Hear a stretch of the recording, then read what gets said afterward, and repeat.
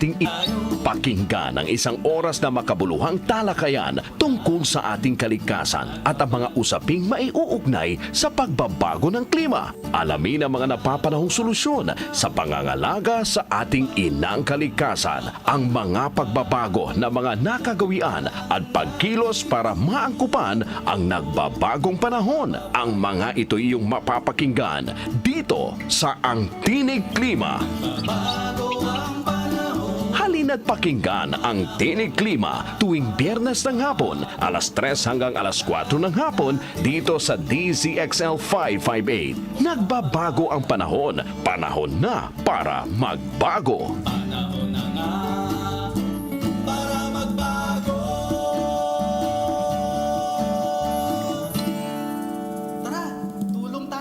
Magandang hapon po mga kasama. Muli pong nagbabalik ang ating makabuluhang talakayan tungkol sa issue ng mga kalikasan o ng kalikasan at mabago-bagong klima tuwing Biyernes ng hapon. Ako po ang inyong kasama mula sa DZXL 558, Jenny Pahilanga. At syempre, kasama ko pong muli ngayong hapon mula sa Department of Environment and Natural Resources, ang Director ng Climate Change Service at Concurrent Director ng DNR, Gender and Development Office, Director Elenida Basug. Magandang hapon po, Director Ellen. Magandang hapon din sa inyo, Jenny, at mga kasama natin na nakikinig ngayong hapon. Ako po ang inyong kasama mula sa DNR, Director Ellen Basug po, ng DNR Climate Change Service. Para po sa mga kasama natin na ngayon pa lamang makapakinig ang ating programa, ang ating pong Ang Tinig Klima ay isang programang may layunin na bigyang linaw at ipaliwanag ang mga issue na may kinalaman sa kalikasan at ang pabago-bagong klima. Ang ating pong programa ay nagbibigay din sa pangailangan ng attitude at culture change upang maiwasan ang tuluyang pagkasira ng ating kapaligiran at upang tugunan ang mga epekto na dulot ng pabago-bago nating klima. Ayon nga po sa ating kampanya, Climate Change Needs Behavior Change. Kaya naman po lalong nagiging kaabang-abang tuwing Biyernes ng hapon na ating pong episode dahil sa napapanahong usapin tungkol sa ating kapaligiran na ating tinatalakay. Noong nakaraang episode po, Director Ellen, mga kasama, tinalakay natin ang episode ng mga paghahanda sa lindol, ang mga direktiba at estratehiya upang mapahusay ang paghahanda sa lindol sa gitna ng pandemya at ang mga ahensya na sama-samang kumikilos upang mapaigting ito. Ngayong hapon naman po, mga kasama, panibagong paksa po muli na may kinalaman naman sa pabago-bagong panahon ng ating tatalakayin. Ang ating talakayan ngayong hapon ay mapamagat na Pamamahala sa Kapaligiran, ang Hamon ng Pamumuno, Environmental Governance, the Challenge of Leadership. Director Ellen? Tama ka dyan, Jenny. Mga kasama, noong pong nakaraang ika-10 araw ng Hunyo ngayong taon, nakasabay sa pagdiriwang ng 34th founding anniversary ng DNR, ay kinalala po at pinarangalan natin ang mga pinakamahuhusay na mga field implementers sa Environmental Awards for Governance and Leadership Excellence o yung tinatawag po natin Eagle Award 2020 ng DNR. Agila po, no? Ang sinasabi natin dyan. Kaya ngayong hapon po mga kasama, aalamin po natin sino po ba ang mga nahirang bilang pinakamahusay na Regional Executive Director at implementing at supervising officers ng PENRO at SENRO. At ano po ang mga hamon sa pamamahala sa kapaligiran at likas yaman? Paano po natin ginagawang matatag ang ating kapaligiran mula sa banta ng climate change at iba pang pandemya? Lahat ng ating pong katanungan ay sasagutin mamaya kasama at ating pong mga nagwagi mula sa iba't ibang tanggapan ng DNR. Pero bago tayo magtungo dyan, mga kasama, pakinggan po natin si Director Ellen para naman sa ating Balitang Klima. Mga kasama, tunay-tuneladang mga basura ang natanggal mula sa Tulyahan Tineros River System bilang bahagi ng clean-up project na pinangungunahan ng DENR sa tulong po ng San Miguel Corporation o SMC. Ang proyekto po ay bahagi ng Sustainable Initiatives ng San Miguel Corporation at bilang suporta sa proyektong Battle for Manila Bay ng DENR o ng Department of Environment and Natural Resources. Ito po ika-28 ng Hunyo, may kabuuang 301,695 metric tons ng silt at basura po ang naalis mula sa unang 11.5 kilometer section ng ilog mula sa Manila Bay sa Navotas hanggang sa Potrero sa mga lungsod ng Balabon at Valenzuela. Ang target output po ng dredging ay 1,000,000 metric tonelada para sa section na ito. Ang tuloy-tuloy na paglilinis po ng basura mula sa tributary ay upang maiwasan ang pangunahing pagbaha sa mga lungsod ng Navotas, Malabon at Valenzuela, lalo po sa panahon ng tag-ulan. Sa kabilang banda, ayon po sa isang pag-aaral na ilathala ng ourworldindata.org itong Mayo, pinangalanan po ang Tulyahan River bilang isa sa mga nangungunang ilog sa Pilipinas na nagdudulot ng polusyon sa plastic sa karagatan. Yan lamang po, Jenny. Yes po, Director Ellen, maraming salamat po para sa ating balitang klima. Ngayong hapon naman po, dumako naman tayo o tumungo naman tayo para sa ating Tinig Klima, talakayan. Director Ellen, sino-sino po ba ating mga kasama ngayong hapon? Papalat po tayo, kikilalanin po natin sila, Jenny. Na ang kasama po natin ngayon ay ang mga top performing regional executive director or mga red po natin sa ginanap ng Eagle Award nitong 2020. Pinarangalan nito lamang pong Hunyo 2021. At siya po ay ang ating regional executive director ng Region 10, ang ating pong magiting na opisyal, Arley Adorable. Magandang hapon po, Sir Red Adorable. Magandang hapon po, Director Ellen, Ma'am Jenny, at sa lahat ng nakikinig sa programang ito, ang Tinig Klima. Makakasama rin po natin, salamat po Red Adorable. Makakasama rin po natin sa hapong ngayon, ang mula naman po sa ating Region 8, ang ating pong Penro ng Eastern Samar, isa naman pong top supervising Penro. Magandang hapon po, Penro Delia Benitez. Ma'am, magandang hapon po. Magandang hapon po sa lahat ng mga tagapakinig sa ating programa, ang Tinig Klima. Okay po. At kung meron po kayong mga tanong, mga kasama tungkol po sa aming paksa ngayong hapon, maaari niyo pong itawag sa amin sa 888-2376 at sasagutin po mamaya ng ating mga panauhin. Director Ellen? Yes, gaya po ng nabanggit kanina, ang Environmental Awards for Governance and Leadership Excellence for Eagle Award for 2020 ay ipinagkaloob bilang pagkilala sa pinakamahusay na field implementers natin na nagpakita ng pagiging epektibo sa kahusayan at pagpapatupad po ng mandato ng DNR. Bilang panimula po, maaari po ba nating nakarinig mula sa inyo ng ilang background mula po sa Environmental Awards na ito, ang Environmental Awards for Governance and Leadership Excellence. Gaano po katagal ang naging preparasyon nyo? Sir, simulan natin kay Red Adorable. Sir? Thank you, Director Ellen, Ma'am Jenny. The Environmental Awards for Governance and Leadership Excellence, or EAGLE, is an award given to the most outstanding, best field implementers within a rating period of 1 year on the implementation of its programs, projects, and activities. Ito ay may mga categories from the red to the penro, to the interim penro, down to the sendros. Ang ginawa po natin dito, I think the key word na ma-describe ang ginagawa namin dito is one, focus. Focus lang talaga sa mga ginagawa namin for a particular period. Halimbawa, pagka-approve ng ating GAA o General Appropriations Act, ginagawa ang Work and Financial Plan at ito ay automatikong ginagawa ng Office Performance Commitment and Review ng ating mga sendros at ng mga division chief.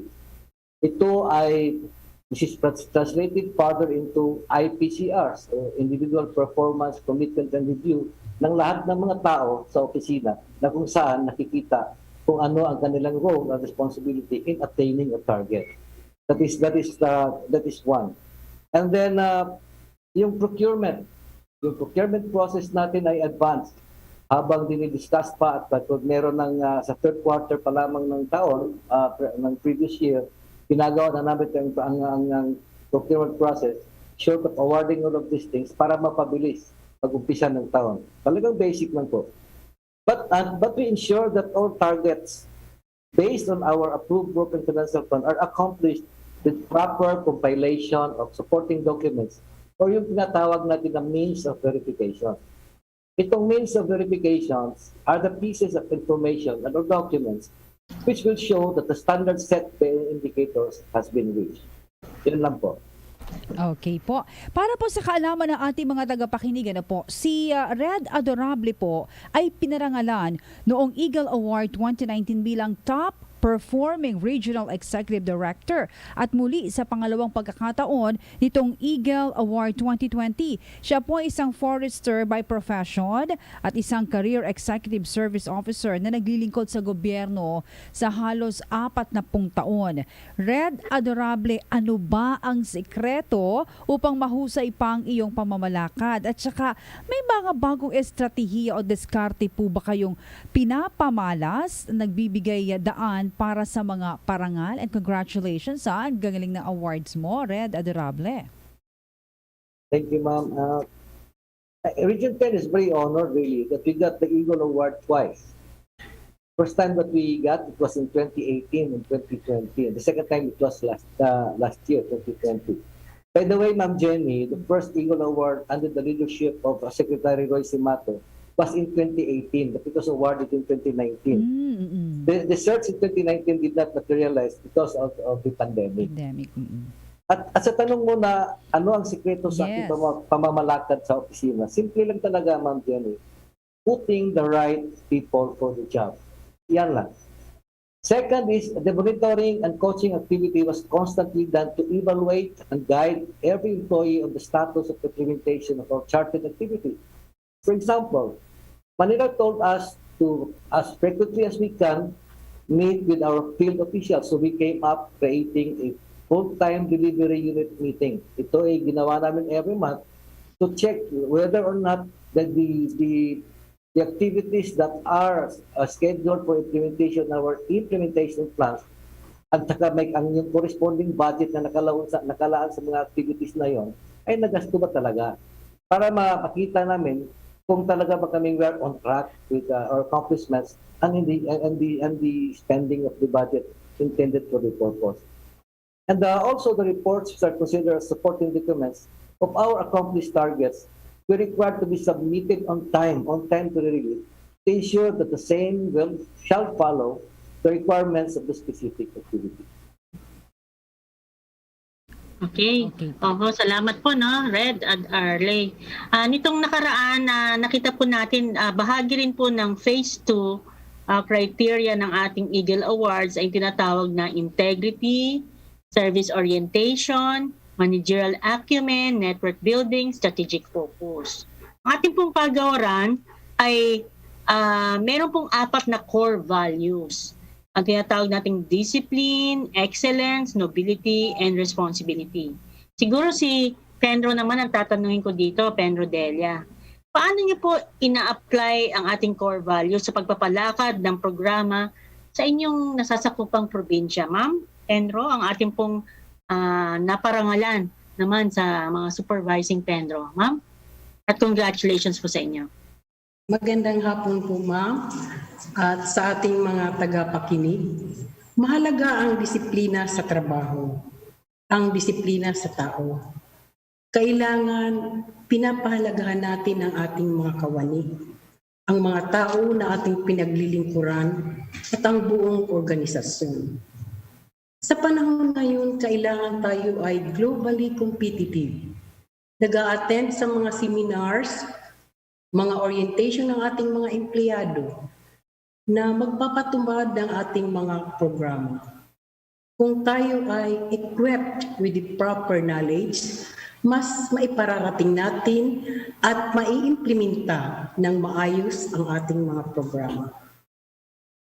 Ipinapakita din natin sa ating mga clients na tayo ay isang magandang halimbawa at handang tumulong sa mga nangangailangan. Ang mga programa ng DNR na makakatulong mapapabuti ang kalidad ng kanilang mga pamumuhay. Kailangan din may dedikasyon tayo sa pamamahala sa isang ahensya. Dapat tayo ay transparent sa pagpapatupad ng ating mga proyekto para mas maging maunlad at matagumpay ang iba't ibang programa ng DINA. Thank you po. Jenny? Okay po. At salamat po. Ang atin naman pong top supervising Penro na si Penro Benitez ay nagsimula po bilang forester noon sa Bureau Forest Development o BFD at itinalaga po naman ng PNR officer ng Penro Eastern Samar noong nakaraang taon. Siya rin po ay pinarangalan ng DENR Region 8 bilang Best Senro noong 2019. Penro Benitez, paano naman po ba napapabilang sa mga nominado at saka ano po bang sukatan o pamantayan sa pagpili ng Environmental Awards for Governance and Leadership Excellence? Ano po ba ang proseso sa pagsusuri o pagre-rate? Penro Benitez. Opo, kagaya po ng nasabi ng ating butihing Regional Executive Director who happens to be a RED also of Region 8, ang Environmental Award for Governance and Leadership Excellence ay ibinibigay sa most outstanding field implementers. Sa ating mga Regional Executive Director, ang ating Regional Director ng Mines and Environment, at ang Supervising and Implementing PENRO at saka ang SENRO. Ito ay dapat palakasin ang kultura or leadership excellence. Ina-assess ang kahusayan at ang effectiveness ng mga field officials sa pagbibigay ng kanilang office function. Ito ay kinikilala rin at pinupuri ang mga performance ng field implementers para sa kanilang mga exemplary leadership o Pamumuno at ng kanilang mga major accomplishments and contribution to the inner objectives. Mayroon pong dalawang bahagi sa prosesong ito. Ang unang bahagi po or yung phase 1 comprises 60%. At sabi po ng ating butihing RED, nakikita ang kahusayan at ang effectiveness ng delivery of services. Ito ay result at product output. Dito ay binabalidate ang aming mga nagawa sa iba't ibang priority programs and key programs of the department. Mayroong mga documents, reviews, and validation of our means of verification as said earlier by our RED. There is also the assessment of the performance of the RED, the RD of the Mines and Environment, PENROS and the SENROS. Nagpipili po ng top 5 performing field offices who shall qualify for the phase 2. Ang phase 2 naman po ay comprises 40%. Ito ay ang determination ng kanyang leadership qualities. Mayroong mga survey questionnaires at mga interviews na ina-administer para i-gather ang mga personal perception ng mga field officials. At sabi po ng ating butihing director, ito ay in terms of integrity, service orientation, and managerial acumen. This is being administered to our purse sa ating mga tao na the people that we are working with rather. Mayroon din pong interview from higher officials. Usually this is being administered by the undersecretaries, the assistant secretaries, and the bureau directors. Mayroon din pong third-party validator. Ito po ang dalawang bahagi. Sabi ko pa kanina, ang unang bahagi ay ang mga nagawa mo based doon sa iyong mga targets, which is 60%, at ang pangalawang bahagi ay determination ng leadership qualities, which is 40%. Salamat po, Penrodel. Pero lulubusin na po namin at susundan ko pa ng tanong sa inyo, Penrodel. Sa inyo po bang karanasan, naging hadlang po ba ang inyong pagiging babaeng leader upang gampanan ang inyong tungkulin at upang malinya po kayo sa mga hinirang na ito? Ang role ko po bilang PENRO and as a leader, mayroon po akong isinasapusong acronym. Ito ay ang litrang M, E, and IS, wherein M stands for motivation, ang pag-uudyok sa mga kawani, E stands for encouragement, and S stands for support. I am always guided by this, that I must always motivate, I must encourage, and I must support my people. I do appreciate the contribution and the output ng ating mga tao para ma-feel nila ang kanilang pagiging bahagi ng organisasyon. Hindi po naging hadlang sa aking kasarian bilang isang babae ang pamumuno dahil dapat kong ipakita sa mga kapwa ko kawani na ako ay matatag, that I am strong at nang magampanan ko ang aking tungkulin bilang isang leader rather. Thank you po. Okay. At sa ating mga panauhin naman, ano po ba ang katangi-tanging accomplishment at mga inisyatiba ng ating opisina doon po sa pagtugon sa proteksyon o pagpapalakas ng ating katatagan sa iba't ibang pandemya at climate change? Saka saan po ba madalas nakikibahagi ang mga kababaihan? Unahin po natin si Red Adorable. Red? The region came up with initiatives to be able to stay relevant, efficient and effective in the delivery of services to the clients at the right time and at the right place where it is needed. First is the conduct of the DNR 10 Challenge for Change Program or the CDO, the Cagayan de Oro Limpio Dagat Contest. Kung sa Tagalog po yan,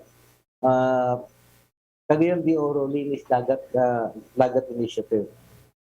The CCP, CDO Limpio Dagat Challenge, is an initiative that attained maximum involvement of community stakeholders, like, for example, the local government units, national government agencies, and private sectors, to clean coastal areas in the city and encourage participants to develop innovations and activities that utilize and minimize household waste. This is, kumbaga, sa Manila Bay, ito yung aming counterpart. The problem addressed here is how to help coastal communities reduce the marine pollution brought about by the waste in their coasts. The program mobilized 12 coastal barangays in the city in taking regular cleanup events at their respective coastal areas in partnership with public and private sectors who serve as cleanup prime movers for the barangays. There are 276,871 residents, or equivalent to 57,803 households that were benefited by the initiative. Based on the trash data from 2015 to 2019, garbage collected in the coastal areas of Cagayan de Oro City continued to increase in volume in the last 3 years from 2015 to 2018. However, by 2019, a significant decrease of the volume was observed by about 33% from the value of 2018 and 34% from the value of 2015 and 2017. Such result was attributed to the success of the CCP CDO Limpio Dagat Challenge and the active collaboration among various government agencies and private sectors. This year, for its sustainability, the CDO Limpio Dagat Challenge is having a memorandum of understanding with the city government, and it's now for review of the Legislative Council. Second is on the recruitment, placement, and promotion. I see to it that the deserving applicants are the ones hired. The region is giving pre-employment tests as a mechanism to filter applications, while on the other hand, the promotional test is also given to objectively evaluate the applicant's readiness and competencies for promotion. With all of this in place, I find no reason to fail in performing our jobs. Third is the development of information systems to improve office processes and frontline services, and also to generate a database as basis for informed decision. Our original ICT manpower resource designed and developed a local information system rather than outsource that may cost millions of public funds. Currently, outsourcing of software development in Asia costs about $15 to $25 an hour, while DNR Region 10 only spent about $50,000 as training expenses. Right now, the repair and maintenance works for computer hardware and software are already done in-house. And currently, wildlife transport permits and residential and agricultural patents can be applied online in the region. All these can be accessed in our regional website, r10.dnr.gov.ph. Para naman po sa mga kawani ng DNR region, may mahigit 20 information systems ang pinapatupad ngayon para po mabawasan ang paggamit ng papel, para mabilis ang aksyon sa mga papeles, at limitado ang physical contact ng mga empleyado. I am happy to inform you that we have conducted information system sharing with the Mindanao regions too. In fact, one of our local information systems is even adopted by the Forest Management Bureau in Manila. Sa climate change naman po, lahat tayo ay nakaranas ng epekto nito. Ang pangunahing programa ng DNR na tumutugon sa climate change ay ang Expanded National Greening Program. May pagsasaliksik ang region na ginawa ngayong taon hinggil sa NGP. And the study results show that per hectare of an 8-year-old rubber plantation can sequester about 221 tons of carbon dioxide. Ito ay malaking tulong sa ating kalikasan, bukod na nakatulong pa tayo sa kabuhayan sa ating mga farmers. Other programs addressing climate change are clean air, clean water, solid waste management, enhanced biodiversity conservation, coastal and marine ecosystems management, intensified forest protection, and anti-illegal logging and geohazard, groundwater assessment, and responsible mining. Sa tanong naman, saan madalas nakikibahagi ang mga kababayan, halos lahat ng mga beneficiaryo natin ay may kababayan na involved, from nursery operations to post-harvest facility operations. As a matter of fact, dito sa aming regions, sa 8 division na meron kami, 6 po dito ay mga kababaihan, 2 lang lalaki. Women's participation are observed in the implementation of all of our projects. Thank you po. Ang dami po niyan, ano? Ang dami yung binanggit ni Red Adorable. Siguro po sa linya naman ng probinsya, ano pong maririnig natin kay Pen Rodel? Opo, ma'am. Sa kabila ng ating pinagdadaanan dahil sa pandemya, kami sa opisina ay nananatiling nakatuon at nakafocus sa mga advokasiyang pangkapaligiran.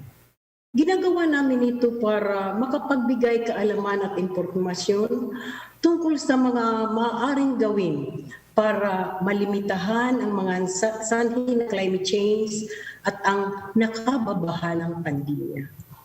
Isa sa mga hakbang na aming ginagawa ay ang radyo gazing para mas madali at malawak ang maabot ng aming advokasya. Mas maipararating ng ating opisina ang ating mga hakbang para sa proteksyon at tuluyang pagkasira ng ating kalikasan.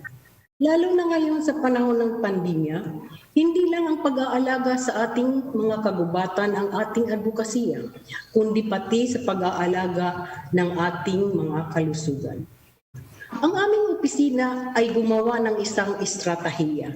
Gumawa po kami ng bambusitum. Ito po ay nursery kung saan kami ay nagre-raise at nag-aalaga ng iba't ibang variety ng bambus. Ginawa namin ito bilang tugon sa panawagan ng ating butihing kalihim na bigyan pansin na talaga ang bamboo bilang alternatibo sa kakulangan natin sa lumber supply. Ito ay namin ding ginawa sa pamamagitan ng pagtulong-tulong ng mga empleyado para maipakita natin sa ating mga mamayan ang kanyang kahalagahan o importansya for the people to appreciate and plant bamboos. Doon naman po sa katanungan tungkol sa mga kababaihan, halos lahat ng nakatalagang gawain ng opisina ay nakikibahagi ang ating mga kababaihan. Ito ay isa lamang pagpapatunay na ang mga babae ay may kakayahang makatulong sa pagpapatupad at pag-unlad ng isang programa. Yun lang po, ma'am. Salamat po, ha. Kaugnay po sa mga nabanggit ni Red at ni Penro, ano naman po ang mga hamon sa pamamahala ng kapaligiran at likasyaman? May kahirapan po ba o may mga challenges po ba sa pagsunod na sa inyong mga nasasakupan? Paano po natin hinaharap ang hamon na ito upang patuloy na makapagbigay ng serbisyo sa ating rehiyon at sa ating probinsya? Red, Arley, kayo po muna. Yes, ma'am. Thank you. Ang pamamahala sa kapaligiran at ikasyaman ay isang napakalaking na responsibilidad. It is a responsibility, a commitment, at at the same time an accountability to the Filipino people and to the country. Pero para po sa akin, sa ngayong malaking hamon, ang pandemya sa pagpapatupad ng mga activities gawa ng mga LGU restrictions. There are activities that really need physical presence, especially on-site fieldworks, monitoring and evaluation of projects. The important asset of the office is our human resource, our employees. Therefore, to safeguard and protect them, we implement the work from home and skeleton workforce scheme para patuloy pa rin ang pagbigay ng serbisyo sa bayan. Yan lang po. Okay. Si Pedro naman, meron po ba tayong mga tinatawag na mga hamon sa ating pagpapatupad ng ating pamamahala ng kapaligiran sa ating probinsya? Opo, ma'am. Sa panahon po ngayon, sa sitwasyon ng pandemya, ang napakalaking hamon sa pagpapatupad ng ating mga programa.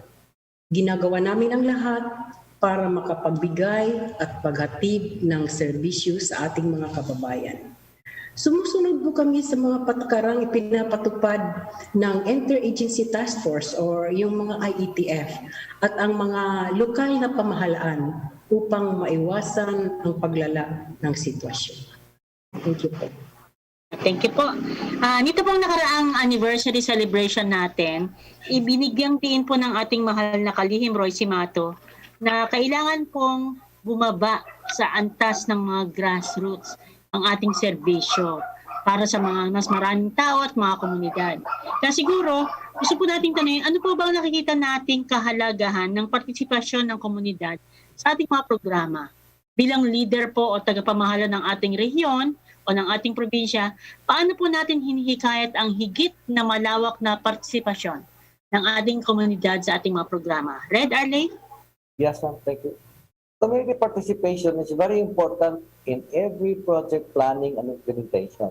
Kaya nga every year when we have proposal or budget and before we have it endorsed sa aming Regional Development Council, we should take it that we invite a lot of people's organizations, all other stakeholders para maintindihan at sila ay makapagbigay ng rekomendasyon kung ano ba ang dapat, anong mga pagkukulang at mga naangkop ang mga proyekto na dapat i-implement. We need to get the endorsement para lang po ito ay magiging acceptable sa kanila.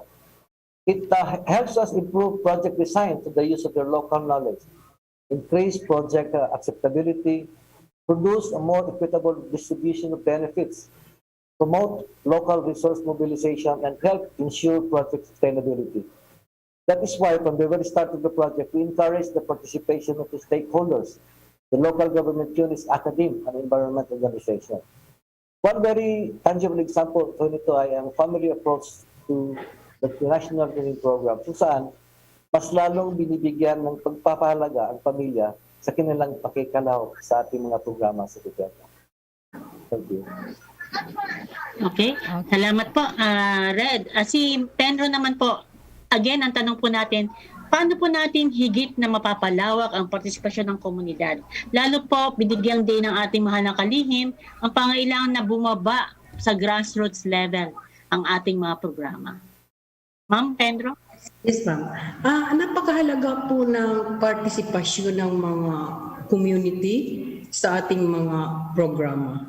Una sa project planning, we get information from them. Sa una pa lang hinihikayat na natin ang komunidad na magbibenepisyo sa ating mga programa na makisali na sa pagplaplano. Tatanungin ba natin na matatanggap ba nila ang programang inilalaan natin para sa kanila? Ipinapaliwanag natin ang mga benepisyo na makukuha nila sa programa. Patuloy na pagsuporta at tulong ang binabahagi natin sa ating mga komunidad para sa tuloy-tuloy na implementasyon ng programa. We provide the means of living or kabuhayan. Isa sa mga layunin ng ating programa sa ANGP, kagaya ng nasabi ng ating Regional Executive Director, ay ang pagpapagaan ng kahirapan ng ating mga mamamayan. Dahil sa implementasyon ng ating programang ito, Marami na ang ating natutulungan para sila ay magkaroon ng karagdagang kita o income. Ipinapadama natin sa kanila na tayo ay sincere sa pagtulong. Kailangan makita nila at maramdaman nila na walang bahid na kasinungalingan ang ating mga sinasabi. Sa ganitong paraan, mas makukuha natin ang kanilang loob at mas madali natin silang mahikayat na suportahan ang iba't ibang programa ng DNR. Yun lang po. Okay. Okay po. At maraming salamat po sa ating mga panauhin para sa ating makabuluhang talakay. Kung po kayong aalis mga kasama, Director Ellen, saglit lang po, meron tayong isang magandang awitin.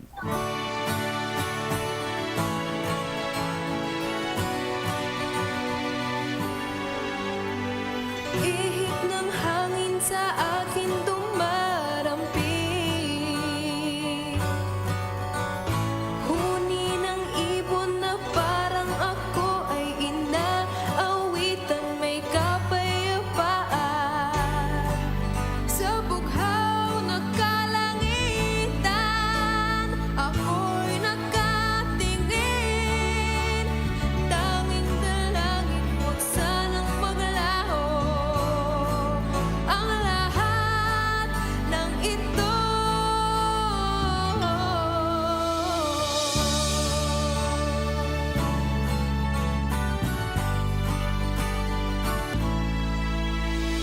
Okay, sarap pagmasdan mga puno't mga halaman, mga bulaklak at makulay na kapaligiran.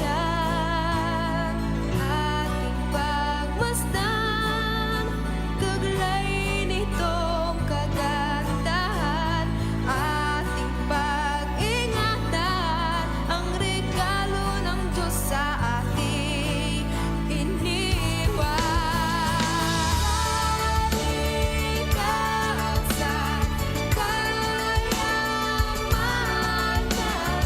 paghahayaan, masira na lang. Kalikasan, pangalagaan. Director Ellen? Yes, nagbabalik po ang ating programang ang Tinig Klima. Ako po ang inyong kasama muli mula sa DNR Climate Change Service, Director Ellen Basug po.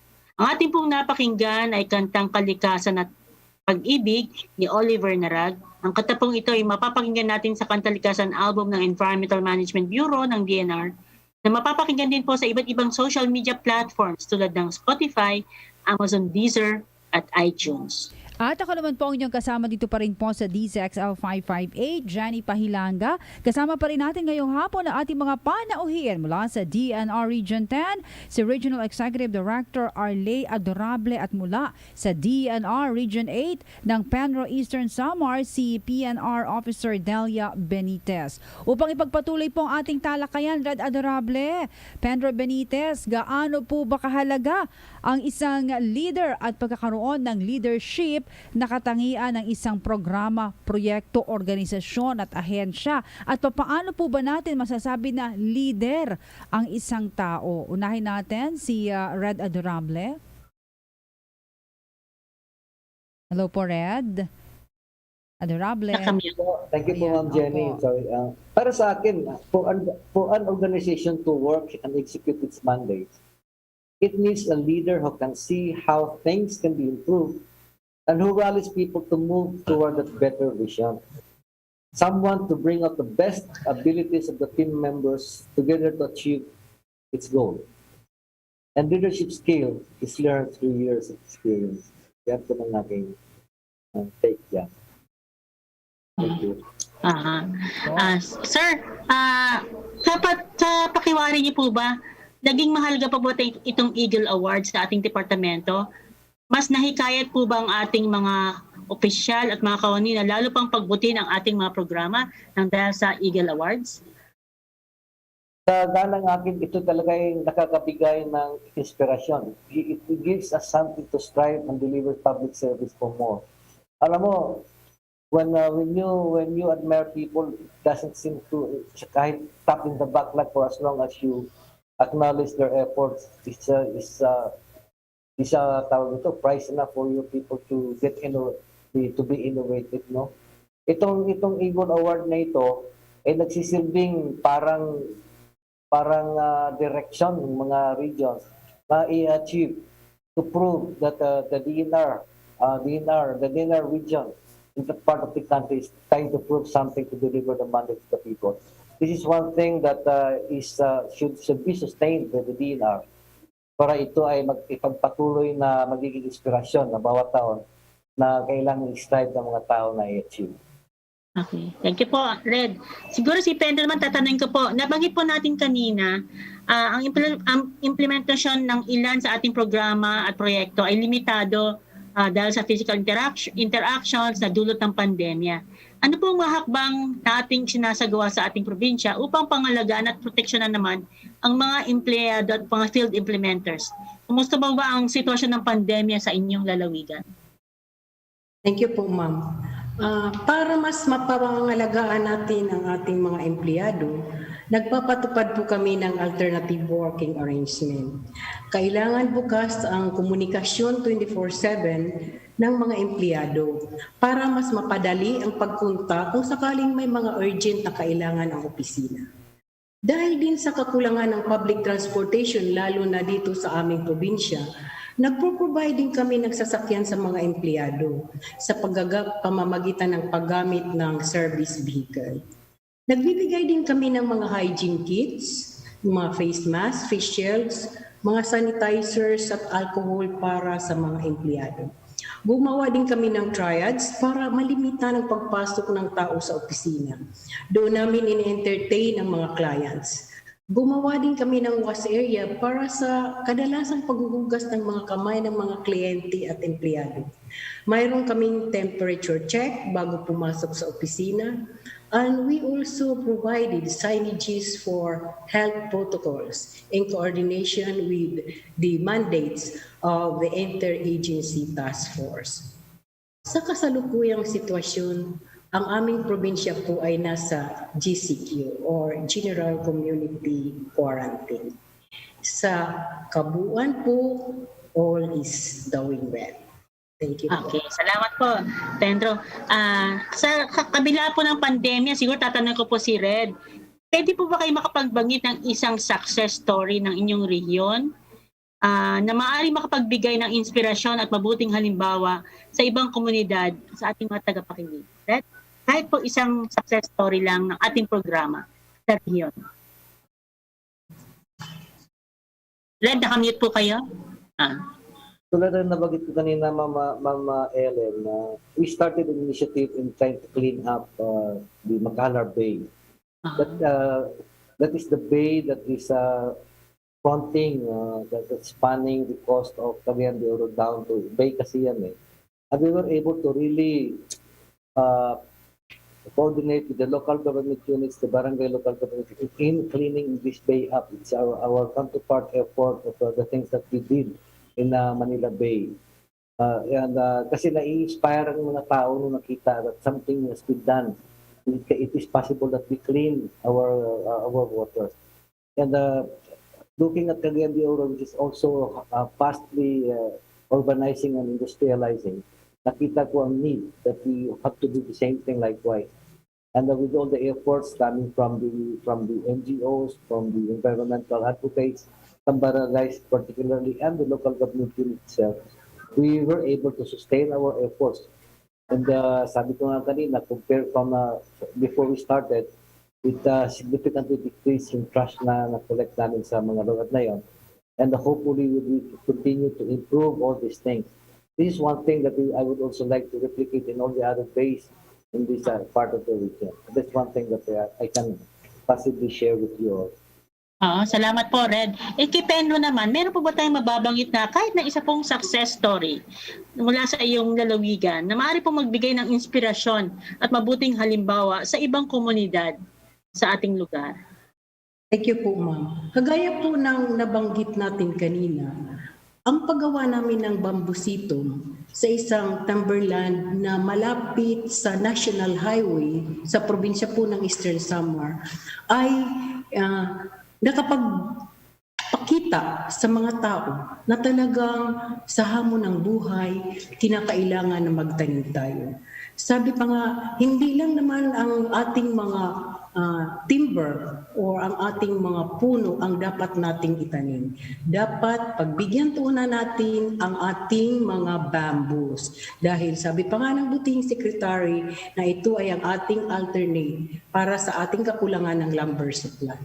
Ito ay inappreciate ng other government agencies. In fact, ang Department of Trade and Industries ay naghikayat sa amin na maggawa kami ng mga bambusitong sa iba't ibang lugar ng aming probinsya para lalong makita ng tao ang kanyang importansya.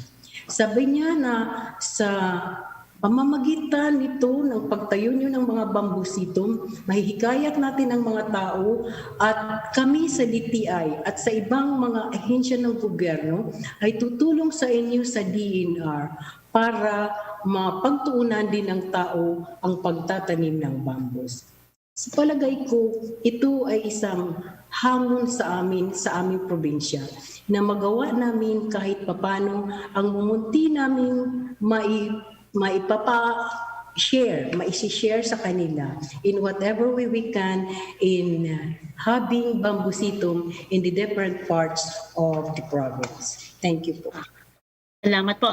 Red at Penro, para po mapalawak natin ang magandang pamumuno na ginagawa nyo sa rehiyon at sa probinsya, meron po ba tayong mga pagsasanay at mga stratehiyang ginagawa para maisalin po ang ganitong magandang liderato at leadership sa ating hanay po sa region, una, tapos sa probinsya? Red, meron po ba mga training, mga pagsasanay, mga strategiya na ginagawa niyo para maipasa po ang ganitong magandang liderato sa inyong mga tauhan, sa inyong mga pinuno?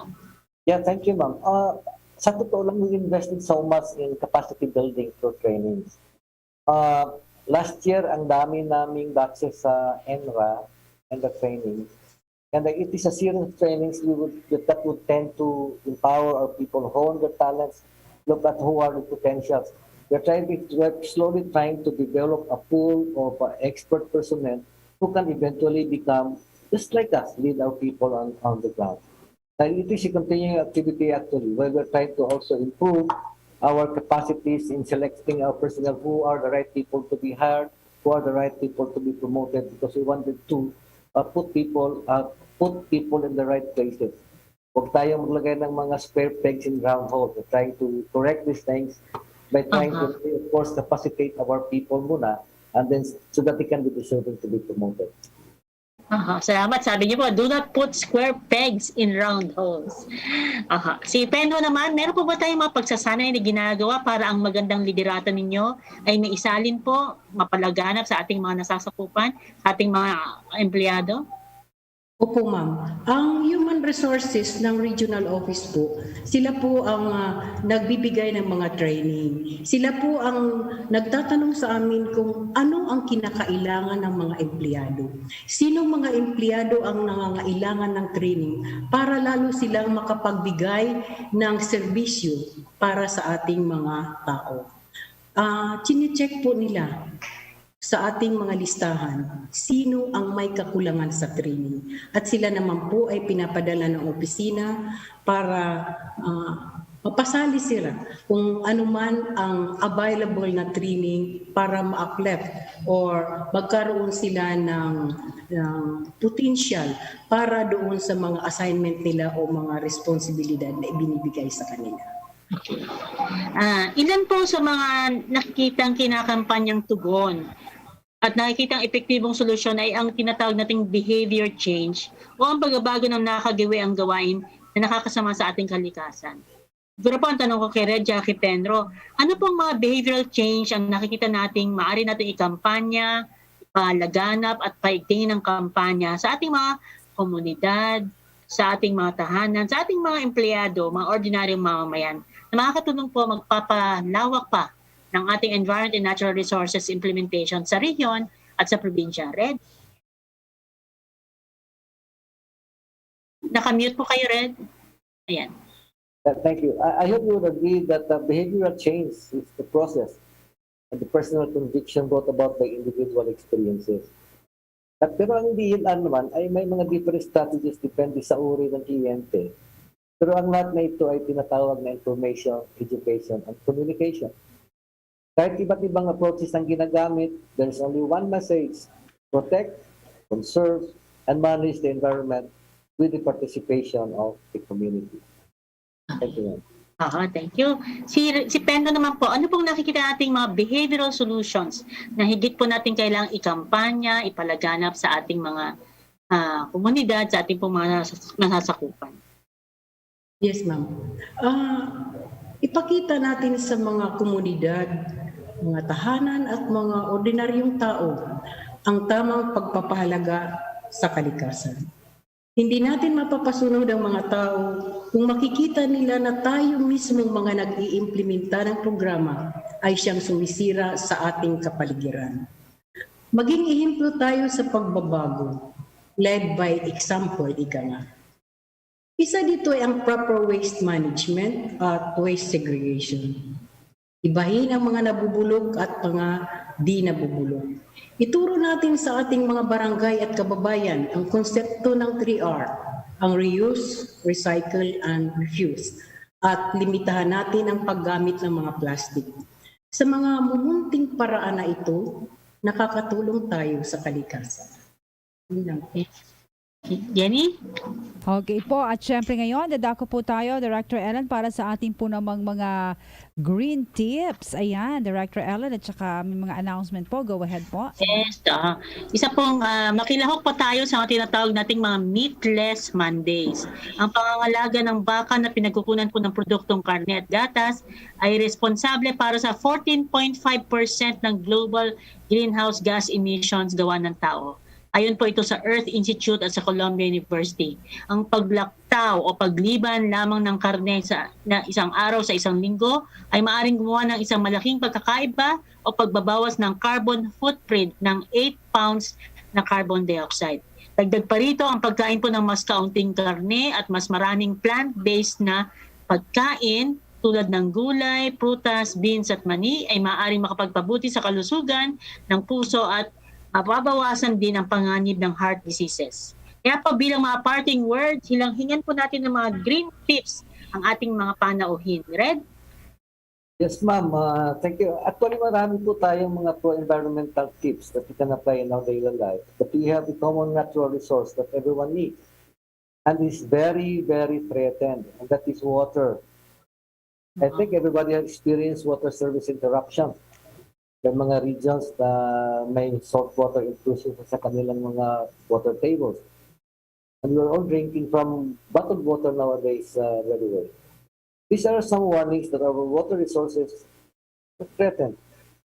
So I urge everybody, everyone, water conservation is our duty. Any little thing that you can do can make a lot of difference. Thank you. Okay. Water conservation, the things that we can do can make a lot of difference.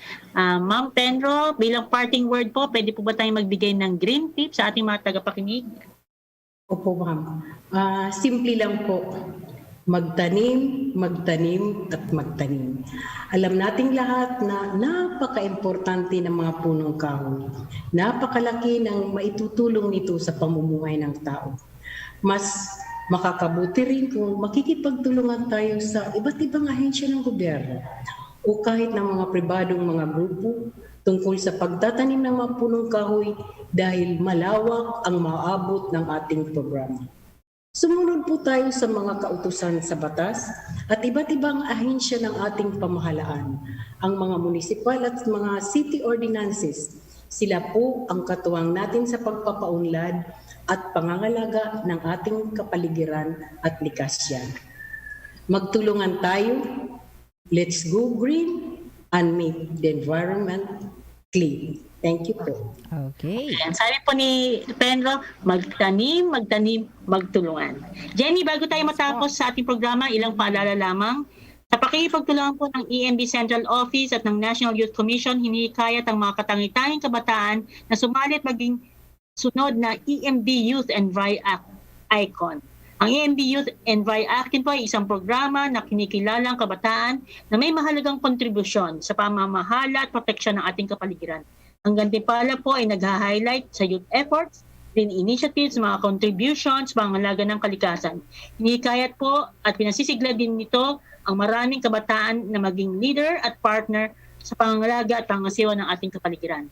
Ang deadline po ng entry ay sa Hulyo 12, yan po ay Lunes. Tumungo po sa Facebook page ng DNR Environmental Management Bureau para sa mga karagdagang impormasyon. Jenny? Maraming salamat po, Director Ellen, sa ating mga panauhin para po sa inyong mga green tips at sa informative po nating talakayan ngayong hapon. Salamat din sa ating mga listeners sa pagsama po ninyo sa amin sa hapong ito upang pakinggan ang aming episode. Ako naman po ang inyong kasama mula sa DZXL 558, Jenny Pahilanga. Maraming salamat po sa isang oras na pagsama sa ating mga kasamahan ngayong hapon. At muli po ang ating pag-congratulate sa ating pong mga Eagle Awardees nito pong taon na pinarangan po ng DNR si Red Adorable at si Pen Rodelia. Pinarangan po na bilang ilan sa mga Eagle Awardees ng 2020 na pinarangalan nito pong June 2021. Kaya maraming salamat po sa Red at kay Penro. At maraming salamat din po sa ating mga technical writers. Si Marie, si Micah, si Joan at si Mel. Gusto ko lang po batayin ng happy birthday din ang aming makasamahan. Si Micah po, isa po nating technical writer dito. Si Ara po, isa po naming nag-retire na kasamahan. At si Kuya Mari po, lahat po sila nag-celebrate ng birthday this week. Abangan po natin muli ang ating programang Ang Tinig Klima kada Biyernes alas 3 hanggang alas 4 ng hapon. Ako pong kumakatuwan kay Yusek Anate, ang ating pong DNR Undersecretary for Finance, Information Systems at Climate Change. O kaya po, ang sabi po ng ating kampanya, nagbabagong panahon, panahon na para magbago. Tulong tayo, tulong tayo. Isa na namang oras ng makabuluhang talakayan tungkol sa ating inang kalikasan ang lumipas. Muli ninyong napakinggan ang mga napapanahong solusyon sa mga napapanahong usapin tungkol sa ating mundo. Abangan natin muli ang Tinig Klima tuwing Biyernes ng hapon alas 3 hanggang alas 4 dito sa DZXL 558. Nagbabago ang panahon. Panahon na para magbago. Panahon na nga para magbago. Tara, tulong tayo. Oras 3:55 in the afternoon. That time check was brought to you by ACS Manufacturing Corporation, ISO certified world-class quality. That news was brought to you by ACS Manufacturing Corporation, ISO certified world-class quality. Sample Plus Herbal Capsule. Ako po si Angelica. May bukol po ako sa tuhod, kaya hirap po talaga ako maglakad. Nag-take ako ng Santon Plus araw-araw at isang buwan lang. Palit ng bukol ko. Epektibo talaga ang Santon Plus Herbal Capsule. Sample Plus. Mabibili sa mga butika. Bisaya, Bisaya, Bisaya, Bisaya, Bisaya, Bisaya, Bisaya. Bisaya, Bisaya, Bisaya, Bisaya, Bisaya, Bisaya. Bisaya, yun! Kada Sabado, alas 3:30 hangtod alas 4 sa hapon. Diri lang sa DZXL 558 RMN Manila. Ako ang inyong igsuon, Igalan Bisaya. Communication Secretary Martin Andanaan. Bisaya, yun! Santon Vitamin C. Ang alkaline na vitamin C. Ako si Yvonne, isang estudyante. Laki ang pasasalamat ko sa Santon Vitamin C. Pagbuklat ko pa lang ng module ko dati, inaantok na ako. Sa ngayon, araw-araw na akong ganado at always alert. Santon Vitamin C. Ang alkaline na vitamin C. Mabibili sa pinakamalapit na butika sa inyong lugar. DZXL News Break. Magandang hapon mga kasama. Narito ang mga balita sa oras na ito. IATF binigyan ng go signal ang pagdaraos ng Binibining Pilipinas 2021 Coronation Night. Detalye mula kay XL Radyoman 4, Angel Ronquillo. Inaprubahan ng Interagency Task Force for the Management of Emerging Infectious Diseases ang pagdaraos ng Binibining Pilipinas 2021 Coronation Night.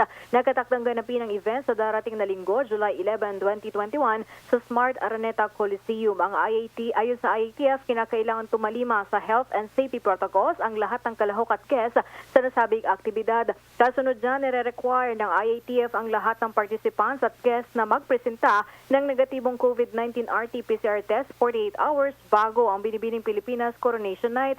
Nabatid na 4 na titulo ang paglalabanan ng mga beauty queens sa linggo, kabilang na dyan ang Binibining Pilipinas International, Binibining Pilipinas Grand International, Binibining Pilipinas Intercontinental at Binibining Pilipinas Globe. Kasama mo sa palasyo ng Malacanang, Radyoman 4, Angel Ronquillo, Tatak Arimen, DZXL 558. Rehiyo naman ang Calabar Zone nakatanggap ng mga modern facilities mula sa DA para sa pagpapalakas ng crop pest management. Detalye mula kay XL Radyoman 8, Mike Guyagoy.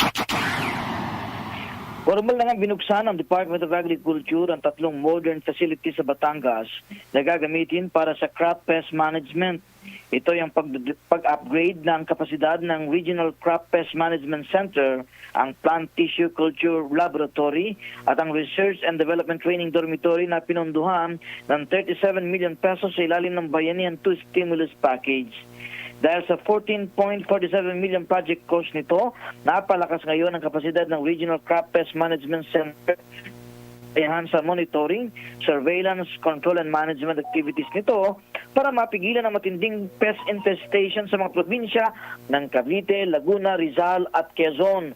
Sa pamamagitan nito ay makapagkakaloob na ng plant pest diagnosis, plant pest field validation at pest management consultation, gayon din ng biological control agent production at training sa village level, production ng mga biocontrol agents at crop pest management. Ang Plant Tissue Culture Laboratory naman na nakatanggap ng 12.63 million pesos ay inaasahang magpapalakas sa year-round production ng mura, disease-free at generic quality planting materials, partikular na ng mga tissue-cultured banana, kape, makapuno, citrus, yam at mapang mga high-value crops. Kasama mo sa DA, Radyoman 8, Mike Guyagoy, Tatak RMN, DZXL 558. At yan ang ating mga balita sa oras na ito. Manatili nakatutok sa aming Facebook page, RMN DZXL 558 Manila at sa aming YouTube channel, DZXL 558. Ako po ang inyong radyoman, Jenny Pahilanga ng DZXL 558 Tatak RMN. Oras, 3:59 in the afternoon. That time